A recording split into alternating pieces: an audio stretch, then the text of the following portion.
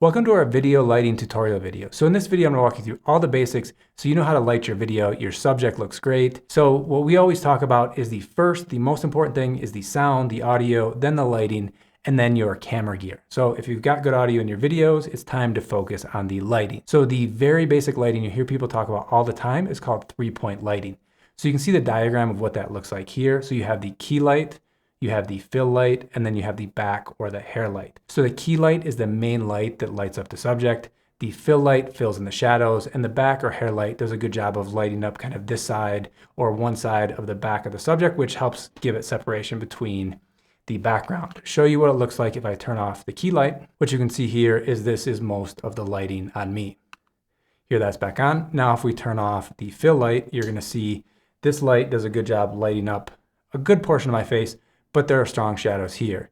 And then after that, you see the backlight or the hair light, which you can kind of see along here, the lighting, which allows you to basically notice more separation between me and the bookshelf behind me. So now why don't we shut everything off and I'll show you what it looks like turning one on at a time.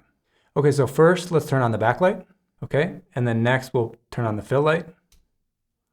And then here is the key light back on. So this is the basics. So you understand 3-point lighting now.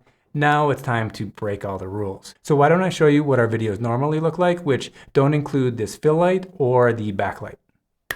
Okay, so here is our basic setup. We have the key light, that didn't move. What we used as a fill light before is now kind of a bluish color, which is pointed at the background, and the small hair light is now behind the plant here. This is how we like recording a lot of our videos. It's a bit more cinematic. You have more shadow on this side because there isn't that fill light. But if you just have one main light source like this, and you don't want quite as much of a shadow as we have right here, let me show you a couple ways you could fix that. So the first thing is if you have some type of reflector like this, it's something that comes with the silver here, the back of it is black. There's a couple of different uses you can have for this. And so now if we take a look at if that's basically taking this light and reflecting some of it back along my face, you should see that there's less shadow now than there was just a second ago. So that's one option. I don't know if you've seen some of our other videos, but basically one of the things, I'll record a video of it right now, is we have these two white sound blankets in front of me right here. And so for example, you could put one of those sound blankets right here, and something white is also going to reflect some of this light back and fill in the side right here. So you may not have tons of different lights, but you can just think about, hey, is there something I can bounce some of the light off with that helps fill in the side of my face? Or maybe you could use it to fill in the background. You kind of have to get a little bit creative sometimes. The next thing I want to talk about is how soft or harsh the light happens to be. So this light, as you can see, is I think around 30 some inches in diameter. And so this light with the diffusion panels, this right here, allows you to have a really, really soft light. The thing is, if you think about something like, this other light that we have is about this big. So there's a big difference in size here. And so for example, if I turn this off and turn this on my face, you can see that it lights up here and then there's zero light on this side of my face and it's really, really bright here. So this is a much harsher light. And if you want to take that to the next level, think about the light source from your phone. So this is, a tiny little light. So how harsh is this light compared to this one?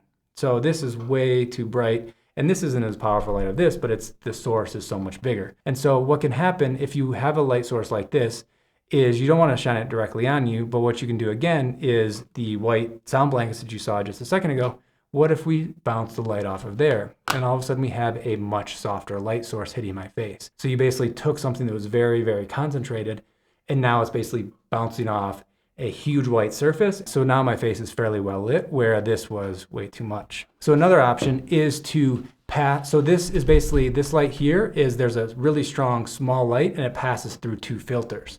So if we take this light again, this is one of the filters for this light. So what we could do is something like this maybe. So, it's not perfect, but you can tell after it's going through this cloth that it's not quite as harsh as it was just a second ago. So the next thing I want to show you is basically if you have this main key light, where you place it can obviously have a big effect on lighting your subject. So right now it's at about 45 degrees from the camera and it's about 45 degrees above me. And so let's take a look at what it looks like if it's directly beside me. Okay, so you can see the light in the shot right now, but now there's basically no light or very little light on this side of my face, maybe a little bit from this light over here. And so you see a really strong division of, the amount of light here and, a really dark shadow on this side of the face. So this can be something that people may use in the movies as something for really, really dramatic scenes. But for an educational YouTube video, this isn't probably how we would light it. Okay, so here we are now with the light right above the camera. Let me show you what this looks like.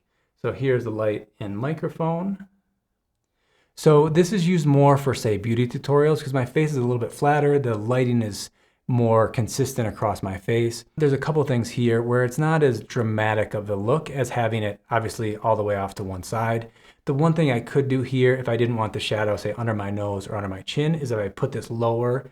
So if you think of ring light that kind of goes around the camera, you're not going to have quite as many shadows as you do right now. But if there's something that you like the flatness of this look, you can think about something like something white that if you put kind of just below you out of screen, or this cloth that I showed you a second ago.